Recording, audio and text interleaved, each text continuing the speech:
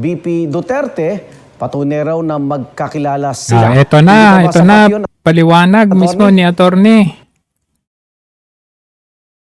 Ayan, so ipapaliwanag sa atin. Hindi. Actually, Igan, kami nga ho ang nag-supply ng mga litrato na yon. Doon sa perjury complaint pa lamang, inunahan na po namin siya para mapaliwanag na yung mga ganong klaseng litrato, hindi po yun pwede maging pruweba na magkakilala sila. Bakit? Kasi puro sa kampanya po yung pinakita niya. At kunyari, isahin na po natin yung Zoom meetings or virtual meetings. Talagang ganun po ang paraan noong mga panahon na yon na makipagkita sa mga supporters, sa mga volunteers sa kampanya. Dahil nakasama rin ako dyan sa mga Zoom meetings na yan, ha? May pandemic po ng mga panahon na yon. Hindi ba po? Tapos yung mga Zoom meetings po na yon, maramihan po yun, hindi yun one-on-one meetings with Ramil Madriaga. Tapos yung pinapaulit-ulit kahapon, yung happy birthday Sir Ram, di ba?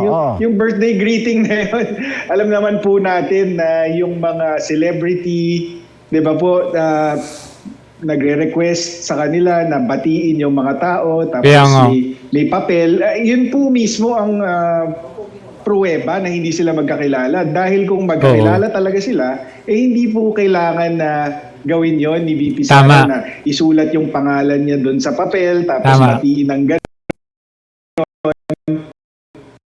In fact, parang fan sign. Bago pa man lumabas yan, kahapon, nakita na natin yan sa social media at nakausap na po natin mismo yung tao sa opisina ni VP Sara na kumukuha ng mga birthday greeting na yon, yung nag-shoot mismo ng video at papatunayan niya sa isang testimonya na ginagawa lang ni VP Sara yon sa mga taong hindi niya kilala. Tama. Okay, eto, 24 oras lang umano nalustay ng bise ang 125 billion pesos na confidential funds. At si Madriaga raw mismo ang naghatid ng pera sa iba't ibang individual. Kasi lumitaw noon 11 araw eh. Feeling close. Anong reaction dito? Considering the source, which is Ramil Madriaga, tingin po natin kasinungalingan lahat yan. Kasi wala naman po talaga siyang involvement at all dun sa confidential funds or kahit anumang in any capacity. Hindi naman siya nagsilbi bilang trabahante ni VP Sara. So kasinungalingan po niya, po lahat yan.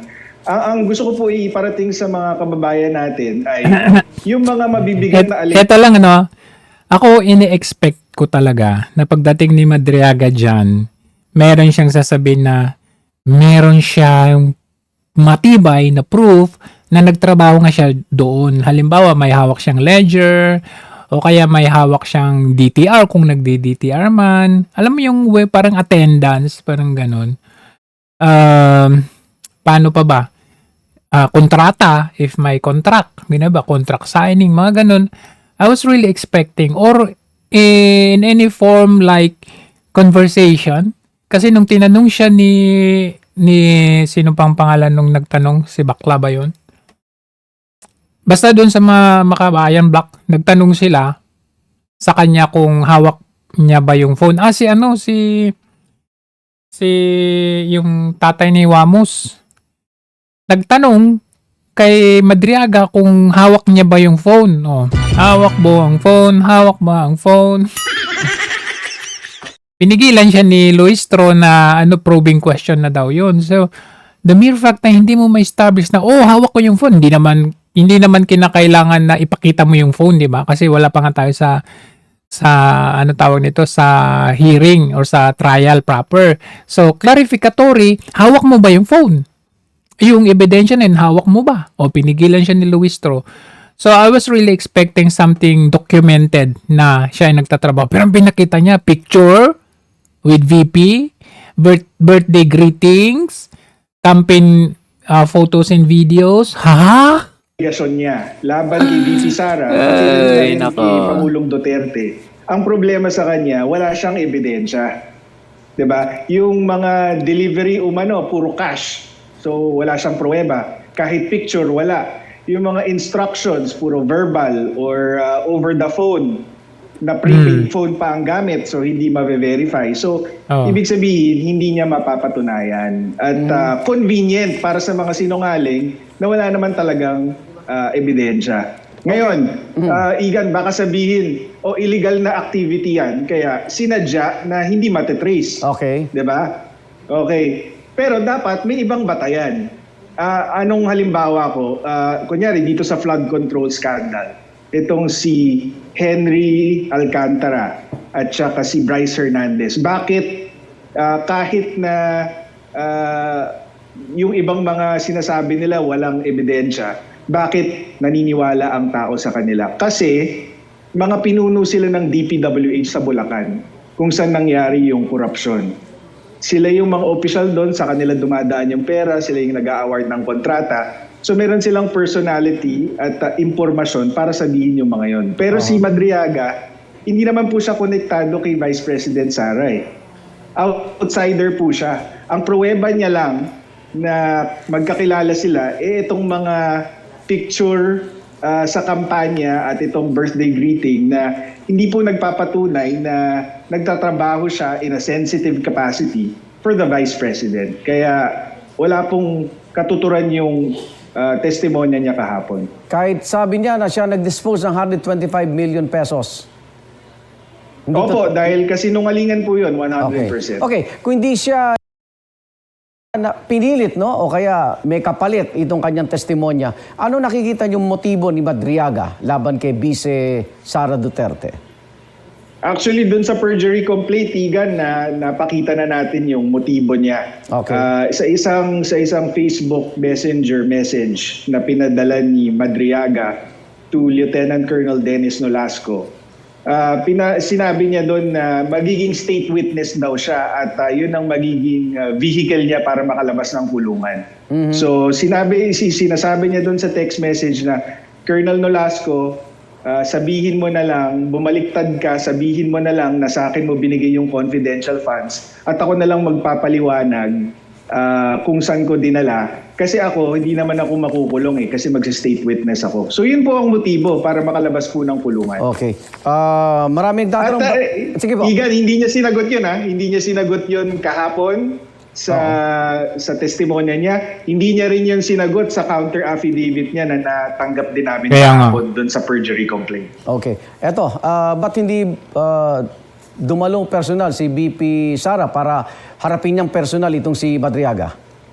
Unang-una po, hindi po kinakailangan dahil si Ramil Madriaga na po mismo mag-isa ang sumira sa kredibilidad niya. Dahil yun nga, wala siyang mapakitang ebidensya, puro laway lang ang puhunan niya.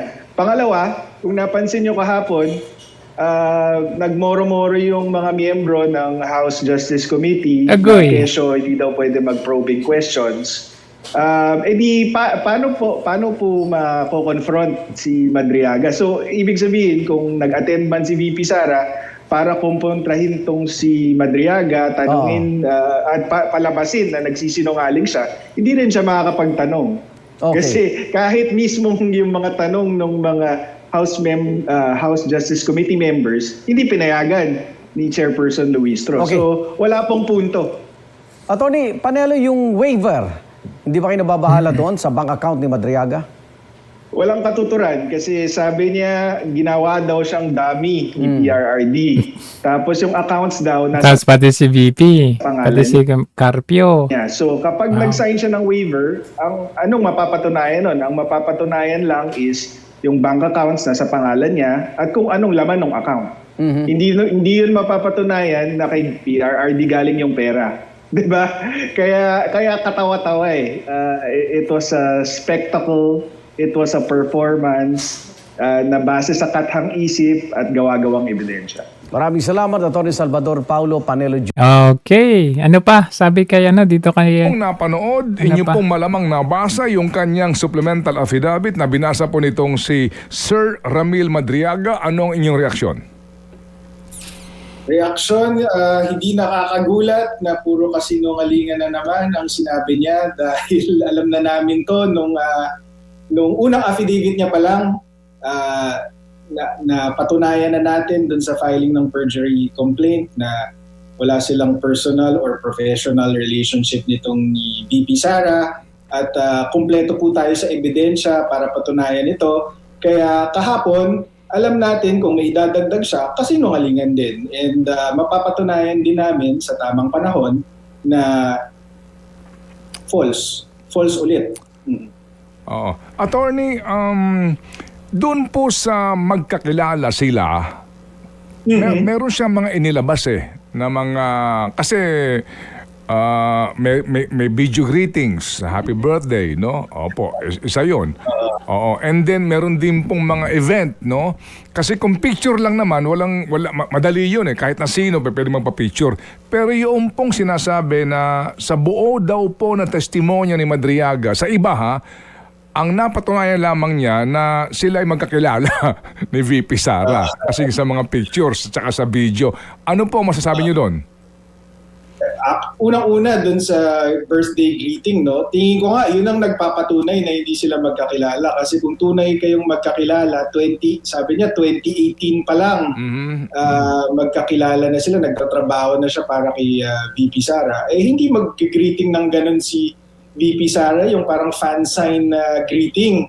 At saka nakausap na rin po natin yung kumukuha ng video sa opisina ni VP Sara, itong mga birthday greeting. At handa po siyang ipakita kung gaano po kadami ang birthday greetings na yan na sabay-sabay video ni VP Sara para dun sa mga supporters na nag-request ng greetings na hindi naman niya kilala talaga. Pati na the fact na yung mga greetings na ganun, para lang yun dun sa mga hindi niya kilala. Kasi yung mga kaibigan niya or katrabaho niya, syempre tatawagan niya na lang yun or pupuntahan niya. Hindi ko na. Tapos itong mga virtual meetings naman, syempre virtual meetings kasi ang totoo lang sa sinabi ni Madriaga kahapon is binuo niya itong Easy Pilipinas na campaign or volunteer support group na sumuporta sa kandidatura ni VP Sara noong 2022. Ngayon, pero yung support groups po na yan, napakadami po niyan. So, hindi po yan kilala lahat ni VP Sara. At saka, while true na siya po ang bumuo ng Easy Pilipinas, hindi po totoo na inutusan siyang buuin yan or na pinondohan siya either ni VP Sara or ni Pangulong Duterte. Ano pong pruweba natin? Ang pruweba po natin ay isang text message mula kay Attorney Ryan Kilala na nakilala ni VP Sara sa San Sebastian Law. Fourth year law student noon si VP Sara. Ito naman si Attorney Kilala ay Associate Dean ng San Sebastian Law. Si Attorney Ryan ang nag-request kay VP Sara kung pwede niyang paunlakan yung Easy Pilipinas.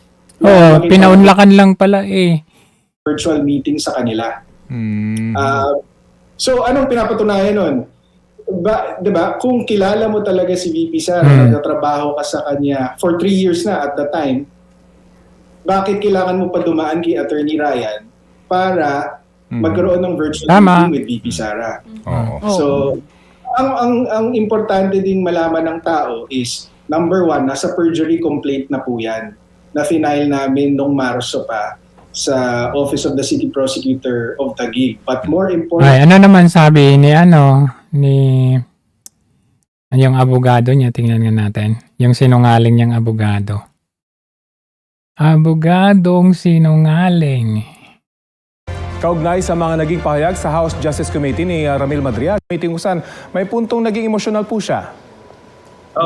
Medyo nag-worry din kami nun kasi before the hearing, medyo mababa ang sugar niya. Wag na yan. Ito na lang kay Madam Amy. November 12, ang liwanag naman ng statement ng aking kapatid. No to possible term sharing. Kaya tumigil ang mga Nakakatawa nga yung term sharing daw, 2025 daw, magpalitan daw ng pwesto. Bababa daw si Marcos Jr. tapos papalit si VP Sara. Tanga! Ayaw nga niyang tumakbo, pinilit lang siya Kasi kung talagang yung dream niya, goal nila, talaga may lagay ang isang Sara Duterte as president. Abay, bakit hindi siya tumakbo na lang noong 2022, di ba? Kalokohan yan. Chismis ng kalokohan. Bakit magte-term sharing? Pinipilit nga namin na yung buong term, ang pagiging Pangulo, para kay Inday. Makikihati pa siya. Saan naman kalokohan ng galing yon? This is not a good formula for stability. Tama yon. And the reason why 6 years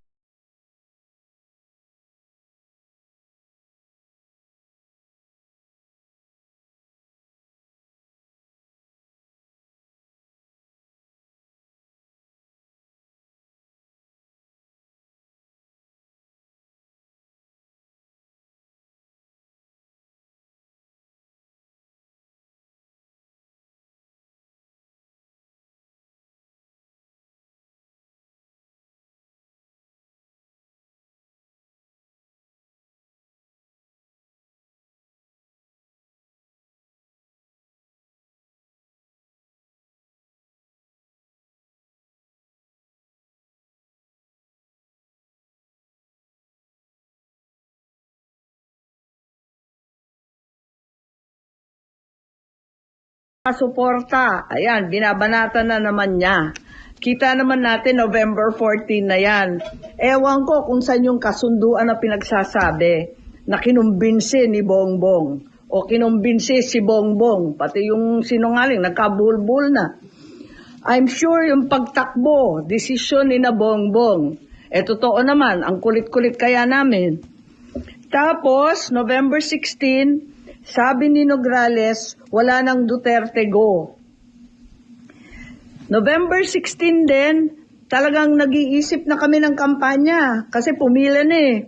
So doon sa group chat, makikita ninyo, I like unity, power tandem yan. Sabi ko, uniteam. Tapos sabi, only team. Okay, ilabas ko na to. Uniteam na tayo.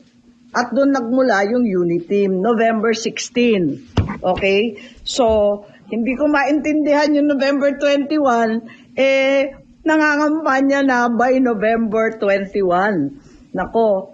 Pero, hindi pa Isang rin malaking napapawi kasinungalingan. ang galit ni PRRD, November 18, bumabanat pa rin kay Bongbong. Asan ang pagkakasundo dyan? Tapos tuloy-tuloy na po, November 21, nasa Di ba, hindi tugma? Term sharing. Davao, nasa Mindanao, November 25, tuloy-tuloy na yung mga partido na sumapi. Walang iya kayo. At finally, matagal to December 14, tsaka lang nag-withdraw at umatras si Bongo bilang presidente. Kaya gusto ko lang itweet itong mga kabuktutan na mga ito at sasabihin ko lang na pawang kasinungalingan ang pinagbibitaw ng Madriagang yan. Kung meron mang itinuro ang kasaysayan sa isang Marcos katulad ko, yun ay maging tapat sa bayan at sa iyong prinsipyo. Hindi nila kayang sirain si Inday dahil hindi siya gumawa ng ikasisira ng kanyang pangalan. Kaya gagamit sila ng taong wasak na ang pagkatao para subukan wasakin din ang vice-presidente. Oo, inaamin ko. Ginamit ako at naging kasangkapan ng isang gobyernong taliwas ang pamumuno sa uri ng serbisyong bayang iminulat sa akin ng aking ama. Ito ang gobyernong nangako na pagpapatuloy ng nasimula ni PRRD, ni Presidente Rodrigo Roa Duterte. Ngunit naging simula ng pagbagsak ng ating bansa. Kahit kailan, hindi ko kinonsinti at wala akong balak konsintihin ang kapatid ko. At kahit kailan, hindi rin naman ako tatahimik. Hindi ko hahayaang harap-harapan magsinungaling ang isang tao para matupad ang ambisyon ng iilan at tuluyang mailibing ang ating bayan. Sa korupsyon, sa kasakiman, sa walang saysay na pamumulitika, kahit ngayon sa harap ng malupit na krisis.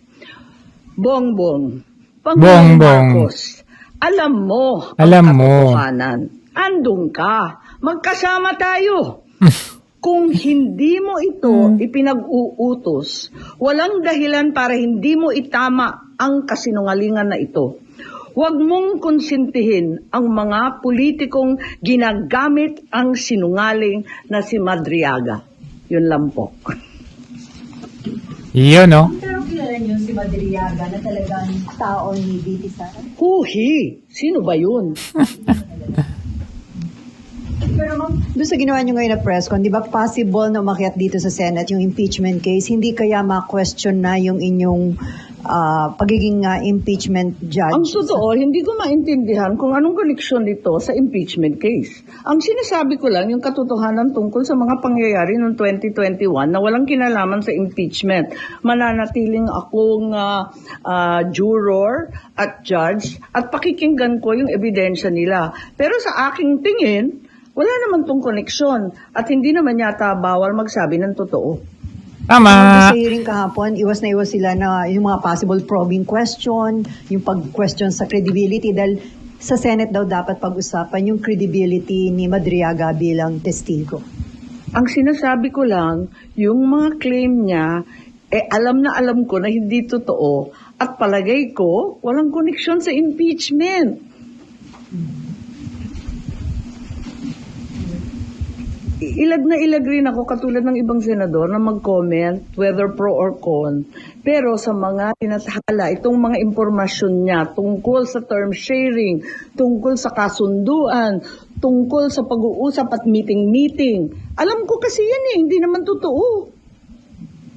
So, do you think sinong gumagamit kay Madriaga para gawin yung sabi nyo nga pagsisinungaling? Hindi ko alam. Maraming ambisyoso ngayon. Patid mo. Maraming buhayang malaya pa rin. So, pwedeng may connection sa 2028 yung ginagawang pagsisinungaling ni Madriaga. Marahil. Kapatid mo syempre.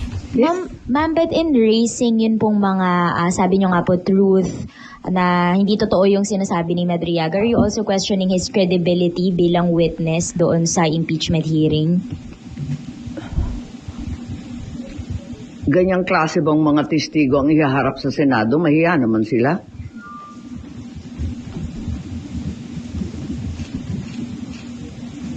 Wala nang tanong? Yung kahapon po na hearing, yun nga po as mentioned earlier, iwas po yung mga congressman daw na pag-usapan yung credibility. Meron pa pong na-strike off the record ng mga comments about credibility of Madriaga. Do you agree with that, ma'am? Pasensya, hindi ko napakinggan yung hearing kahapon dahil may hearing rin tayo dito yung tungkol sa Roblox, di ba? At naghahanap nga ako ng IME solution na matapos na kasi mga kabataan na nakasalalay dun eh. Pero yun nga, binalita sa akin na kung ano-anong claim, dinawit pa yung pangalan ko, dinamay pa kami na hindi naman totoo. Talagang kinailangan talaga na tuwirin itong kabugtutan. Yes.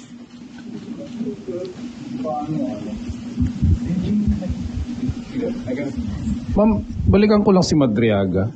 Kasi kahapon nagpakita sila ng mga series of pictures and even videos na talagang kung titignan mo, kasama siya sa inner circle ni Vice President before, during, and Zoom? after. Pasensya, hindi ko Campaign? nakita. Tulad ng sinabi ko kanina, unang-una, may hearing ako, marami tayong trabaho dito sa Senado. Ikalawa, nayamot na ako nung kung ano-ano ang pinagsasabi tungkol sa akin Hindi ko nakakita sa madaling sabi. Pero personally, ma'am, you never had any chance of... Sa dami ng tao sa isang kampanya, hindi ko na sure. Baka nandun, hindi ko alam. Pero hindi Kaya ko nga talaga siya nakilala. Ang nakita ko na lang, nagulat na lang ako, sino yung paiyak-iyak dyan? Ang drama yan? Iyak. Hindi, ano yan? In terms of- Yan, papakita ko sa inyo Yan kasi yan na yung trademark nila. Yan na yung cue, yan yung kasama sa script na kailangan umiyak kayo kasi kailangan natin kunin yung simpatya ng taong bayan. Kumbaga, ito po ang kanilang, anong tawag doon? Kumbaga, yung crying ladies, sila naman crying witnesses. So, kasama kasi sa script yan. So, unahin natin dito, nakita nyo naman, Taguba, di ba? Parang recycle din yan eh. Dala-dala ni Trillanes to. Si Taguba, si Mark Taguba. Ayan, unahin natin si Mark Taguba. Iyak-iyak. So, tapos tinanggalan pa ako Sergeant of Arms. Sabi niya sa akin, tutulungan niya mabalik yung Sergeant at Arms ko. At baka pwede rin mailagay akong state witness. So, naibalik yung Sergeant at Arms ko nun. Pero yung state witness, hinarang ni Senator Gordon. Kaya, ngayon, walang nakasuhan na customs. Ayun, naka-ready na. Ang kinonvict nila sa akin na kaso itong drugs na to, na wala talaga akong kinalaman. Yung mga bagay na may mga ebidensya, yung ginawa namin ng presentation ni Senator Lacson noon, yun yung mga taong walang kaso. Mga na-promote pa, narinig ko kay dito, kay Jimmy. So, ganun yun, naging... Ayan. So, si Mark Taguba yan. Yung katabi naman niya, ito, si Guban. Ayan, si Jimmy Guban naman, ganun din. Yan ang kanilang signature, kumbaga. Lang iyak kayo. Ayan, iyak na, umiyak na. Let us put that into record, Mr. Chair. Na-miss lang Mr. Chair ni Jimmy Guban si Colonel Acerto dahil 6 years na sila hindi nag-uusap. Ay, edi wow. Nagtataka lang ako bakit siya umiiyak. Anong reason ba't ka umiiyak? Let's put that into a record. Ganun na. Dahil ba sa panahon na ipinagkanulo mo si No, Your Honor. Galit po atuwa. Dahil kaming dalawa pareho pang buhay.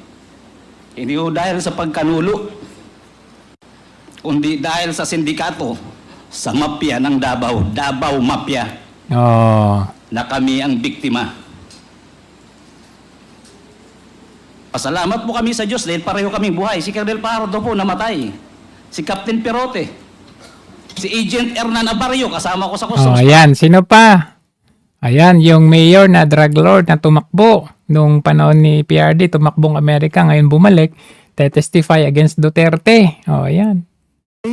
And good image of hardworking and innocent persons. Higit sa lahat, panagutin ang mga umaabuso sa kapangyarihan. Wow. Sana ang nadanasan naming paghihirap na durog, persecution, trauma, at saka walang-wala ay hindi po mararanasan ng iba. Grabe ah.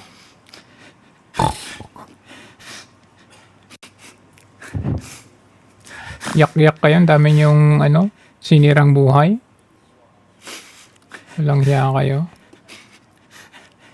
At mananaig ang katotohanan at hindi ang pamumulitika o personal na interes ng ilan. Pasensya na po. Maraming salamat po sa Quad Committee. Wow. Dahil maraming salamat po. Sino next? Garma. Throughout the hearings, I answered questions from the committee based on my personal knowledge. However, I did so with great apprehension as I recognize that my statements on national television could significantly endanger my position. Edi wow. On May 2026, I received a call from the President, Rodrigo Roa Duterte, at approximately 5 a.m., instructing me to meet him at his residence in Doña Luisa, Davao City. I was already acquainted with the with the mayor having served as the station commander in one of the police stations in Davao City during his tenure. During our meeting, he requested that I will locate a PNP officer or operative who is a member of the Iglesia ni Cristo, indicating that he needed someone capable of implementing the war on drugs on a national level. Oh, di ba? Oh. And final, last but not the least, ang ating valedictorian. I cannot vote intelligently without her name on the ballot. Neither can go out and vote wisely unless the name of Sara Duterte Carpio appears as a candidate in the 2022 presidential race.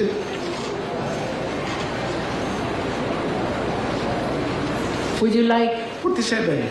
Would you like to say something about why you are crying on this part of the affidavit? Let's put that on record, Mr. Chair. Malungkot lang po. Malungkot lang po. Malungkot. Okay, please proceed.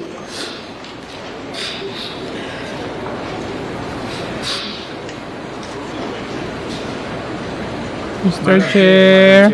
Can we allow the witness to please... Honorable Dumogan. Thank you, Madam Chair. Can we allow the witness to please get his... Mr. Chair. Yes, we are temporarily suspending to give time to Mr. Madriaga to console himself. Alright. So, ano masasabi nyo dyan? Isang malaking kabulastugan, isang malaking palabas para tayong nasa teatro, movie, na itong mga unbelievable. Saan ka naman nakakita? Parang tinalo pa niya si Senator Bongo. Si Senator Bongo pa nga, hindi mo basta... Bago mo malapitan si Tatay Digong, dadaan ka kay Senator Bongo, ang kanyang aide, pinaka-close aide. Ngayon, bago mo malapitan si Senator Bongo, may mga staff si Senator Bongo. So, ibig sabihin, dadaan ka muna sa butas ng karayom bago mo maiparating yung mensahe na gusto mong iparating sa presidente. Hindi po basta-basta na makakarating. Ito ang dating niya. Tinawagan ako ni PRRD, tinawagan ako ni Sara Duterte, tinawagan ako ni Manscarpio, tinawagan ako ni yung Colonel. Grabe ka. Masyado ka namang close sa lahat sa kanila. Si Bongo nga kay PRRD lang eh. Hindi niya close si VP Sara. Ikaw? Lahat sila? Tas direkta? Feeling close ka lang? So sino maniniwala? So all of this, even yung painting, nakita nyo, na-expose natin yung painting. Meron palang nagmamay-ari ng totoong painting na yun at sinabi nito, niregalo daw niya, pinagawa daw niya sa isang taga Laguna. Yung gumawa niya, hindi taga Laguna, taga Davao City yun. Diba, ubod ng sinungaling, kriminal, hindi ka pwedeng magtanong sa kanya kasi sasabihin nila probing question. Kasi daw, we are here for establishing the probable cause. Di ba pag clarificatory, tatanungin mo, dala mo ba yung cellphone? Hawak mo ba yung cellphone? Stop nila kasi probing question. Tatanungin lang naman kung hawak pa niya yung cellphone na yon. Yun lang ang tinanong. Pero probing question, paano probing question? Gusto mong i-clarify kung hawak mo yung ebidensya. Kasi kung hindi, anong probable cause na dadalhin mo ito sa Senate for trial? Di ba napaka-illogical na sasabihin na hindi pwedeng tanungin yan. Tatanungin. Hawak mo ba yung ebidensya? Like, meron ka bang hawak na dokumento na magpapatunay na trabahador ka ni Sara Duterte at ni PRRD? Probing question yan. Tatanungin lang. Hindi sinabi na, ilabas mo yung ebidensya kasi ilalabas mo yung ebidensya na yan kapag nasa Senate trial na. So nakita ninyo paano hindi pwedeng tanungin. Pero nung si Attorney Pua na yung tinanong, detalyado kahit tanungin kung bakit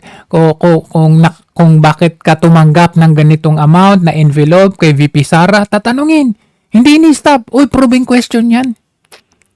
So, kayo na humusga. Kung tutuloy pa ito sa Senate trial, ay alam na natin kasi walang ebidensya kasi sabi isasabpina pa daw yung salin ni VP Sara kapag nasa trial na. So that's a fishing expedition. Kaya halatado talaga, inviting VP Sara, pauupuin siya doon, wala din namang mangyayari kasi uupo lang siya doon.